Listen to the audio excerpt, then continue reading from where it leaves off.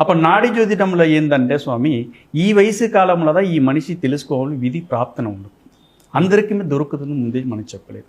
అప్పుడు దొరికింది అనుకుంటే దాంట్లో మీకు సంబంధించిన వివరాలన్నీ కరెక్ట్గా మీకు మ్యాచ్ అవ్వాలి.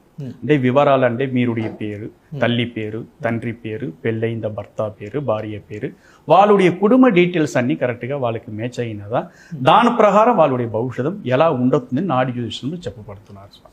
ఇది ఎక్కడుంది సార్ మీ ఆశ్రమం? ఇది ఆశ్రమం ఏంటంటే వైదీశ్వరం కోవిల్ తమిళనాడు, కుంభకోణం పక్కన ఉంది స్వామి. వైదీశ్వరం కోవిల్ తమిళనాడు అంటారు మన ఆశ్రమం. మీరు ఎప్పటి నుండి చెప్తున్నారు? ఇది 5 జనరేషన్గా ఇది ఏంటంటే ఇది మన కుల వృత్తిగా ఇది చేస్తున్నాం. 5 జనరేషన్ మేము చెప్తున్నాం స్వామి. సో అంటే మీ ఫ్యామిలీ అంటే ఫాదర్ తాత వాళ్ళు వీళ్ళందరూ ఇదే అది ఇది కుల పనిగా ఏంటంటే ఇది వల్లూరు కులం అంటారు. ఇది కుల పనిగా 5 జనరేషన్గా తాత నాన్న వాళ్ళు అట్లా పారంపర్యంగా చేస్తున్నాం స్వామి.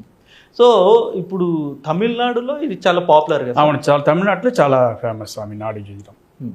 మంచి చాలా మంది వచ్చి చెప్పించుకోవడం. అవును, చాలా మంది చాలా కంట్రీ నుంచి వస్తారు, చాలా దేశం నుంచి వస్తారు, చాలా ఊరు నుంచి వస్తారు స్వామి. ఇది ఏంటంటే హెడ్ ఆఫీస్ వైద్యశ్రమలు తమిళనాడు కాబట్టి ఆ తమిళనాడులో మొత్తం తాళపత్ర గ్రంథం ఆశ్రమం ఉంటుంది.